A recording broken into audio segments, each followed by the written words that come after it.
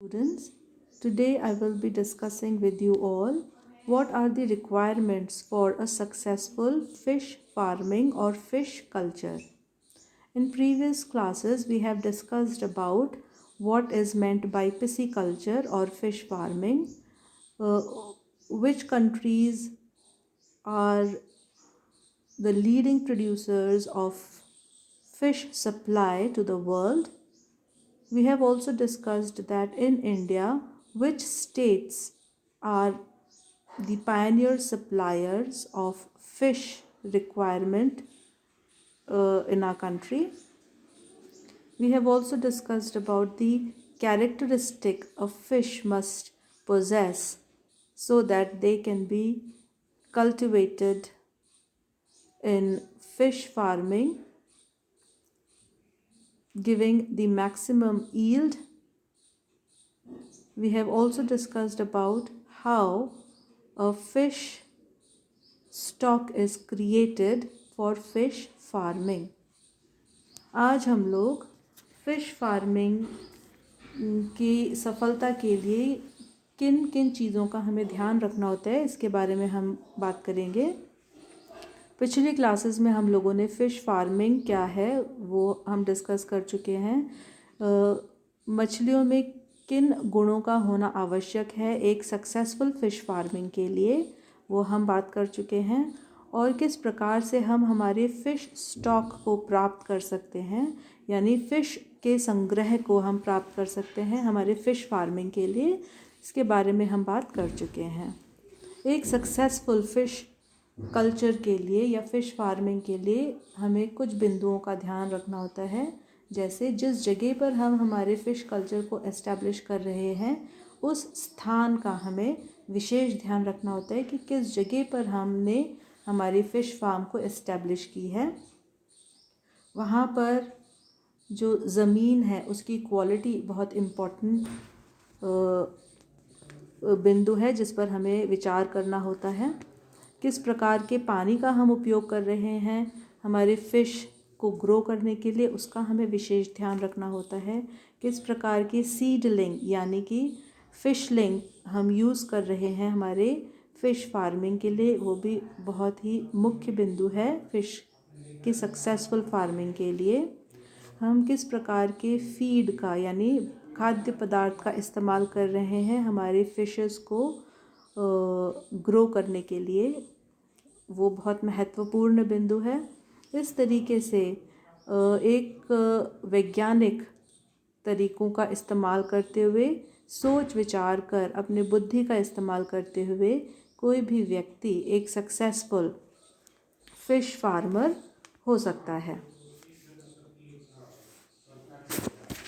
आजकल fish farming एक good source है इनकम का, जैसे हम जानते हैं।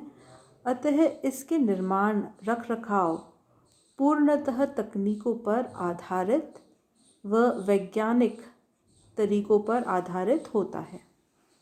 अनेक वातावरणीय फैक्टर्स यानी कि एनवायरमेंटल फैक्टर्स जैसे कि temperature, light, water, rainfall, water sources, turbidity of water यानी जल की अविलता, disease, pollution, pH of water, hardness of water, salt of water, dissolved oxygen present in water, इन सभी फैक्टर्स का हमें ध्यान रखना होता है यदि हम एक सक्सेसफुल फ़िश फार्म को एस्टेब्लिश करना चाहते हैं। टेम्परेचर, लाइट की जो ऑप्टिमम अमाउंट है, उचित मात्रा है, यह एक महत्वपूर्ण एस्पेक्ट है हमारे फ़िश फार्म को ग्रो करने के लिए।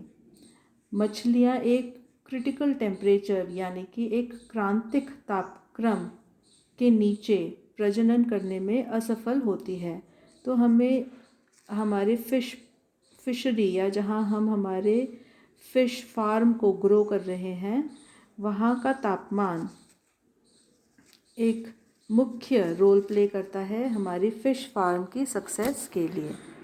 ये जो क्रिटिकल टेम्परेचर है ब्रीडिंग के लिए, ये डिफरेंट फ़िश स्पीशीज़ के लिए डिफरेंट होता है, यानी अलग अलग प्रकार की फ़िशेस के लिए ये जो टेम्परेचर है, क्रिटिकल टेम्परेचर फॉर ब्रीडिंग, ये डिफरेंट होता है।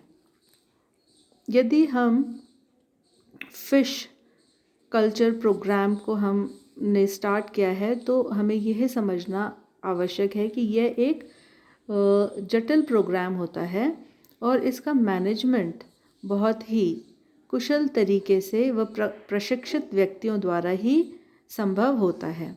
यदि हमें मैनेजमेंट या प्रबंधन के बारे में जानकारी नहीं है, यदि हमें मछलियों के प्रजनन के बारे में या उनकी प्रजाति के बारे में जानकारी नहीं है, तो हम जो फ़िश कल्चर या फार्मिंग कर रहे हैं उससे हमें कोई फ़ायदा नहीं होगा, वह हमारे लिए एक घाटे का सौदा सिद्ध होगा। इसलिए व्यक्ति को फ़िश कल्चर के विभिन्न स्टेप्स के बारे में पता होना आवश्यक है, विभिन्न पदों के बारे में जानकारी होना आवश्यक है। जैसे कि मैंने आपको बताया, हमें site of establishing a fish farm, हमें इसके बारे में पता होना चाहिए। तो फार्म की भौगोलिक स्थिति, जल की गुणवत्ता, जल के विभिन्न स्रोत, उस स्थान की भौतिक, रासायनिक व जैविक फैक्टर्स के बारे में हमें पता होना आवश्यक है। ना केवल टोपोलॉजी के बारे में, यानी किस जगह पर हम हमारे टोपोग्राफी के बारे में ना केवल हमें जानकारी होनी चाहिए, बल्कि हमें यह भी पता होना चाहिए कि मछलियों के प्रजनन का समय, अंडों का स्फोटन, देख रेख, पालन, संग्रह आदि के बारे में भी हमें पता होना चाहिए। We know that fish depends on water for all their need. Why it is important to consider the water quality or the sources of water available for fish farming? Because the habitat of fish is water, and we must know that for all their biological processes, fish need or the life of fish depends upon the quality of water. What are the various sources of water? We know we get water from sea, rainfall, the run of water, that is the water which after rainfall which flows on the surface of the land, the natural water that is available, spring water, as well as the well are the sources of water। यानी हमें पानी कहाँ से प्राप्त होता है और पानी की गुणवत्ता क्यों इम्पोर्टेंट है? क्योंकि फ़िश अपने सभी जैविक कार्यों के लिए, जैसे कि ब्रीद करना, श्वसन करना, रिप्रोड्यूस करना, खाना, अपना भोजन प्राप्त करना, सभी कार्यों के लिए पानी पर डिपेंड करती है। और पानी हमें कहाँ किन स्रोतों से प्राप्त होता है? समुद्रों से, बारिश का पानी, वो पानी जो बारिश के बाद हमारे सरफेस पे, हमारे भूतल तल पर चलता है, उसे हम रन ऑफ वाटर कहते हैं। जो प्राकृतिक सोर्सेज हैं वाटर के, जैसे पॉन्ड्स हो गए, लेक्स हो गए, रिवर्स हो गए, स्प्रिंग्स हो गए, और कुएं के अंदर से भी हम पानी को प्राप्त कर सकते हैं।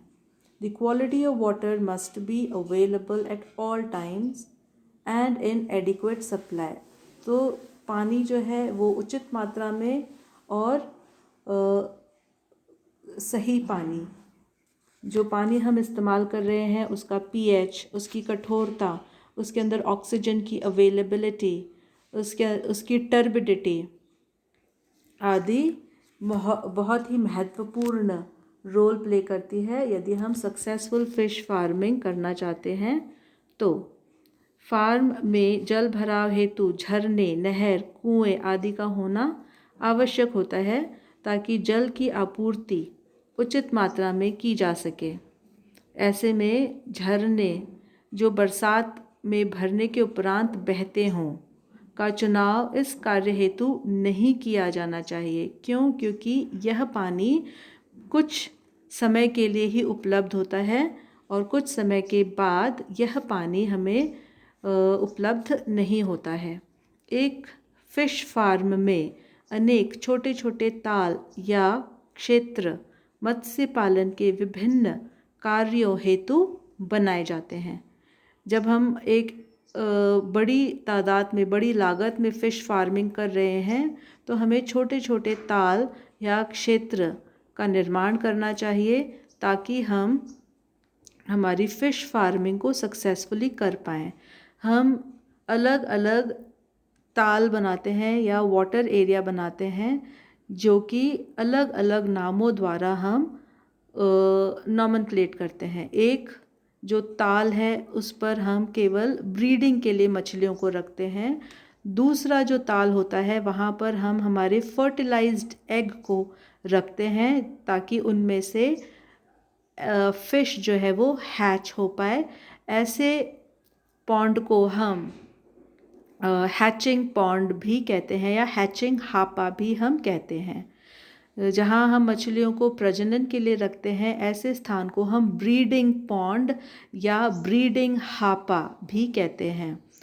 जहाँ से स्फोटित होकर फिशेस हमें प्राप्त होती हैं जिनको हम फ्राइज़ या फिशलिंग कहते हैं, उनको फिर हम तीसरे स्थान पर स्थानांतरित कर देते हैं जहाँ पर वो ग्रो करती हैं। उस पॉन्ड को हम रियरिंग पॉन्ड कहते हैं। तो इसके बारे में हम बाद में बात करेंगे।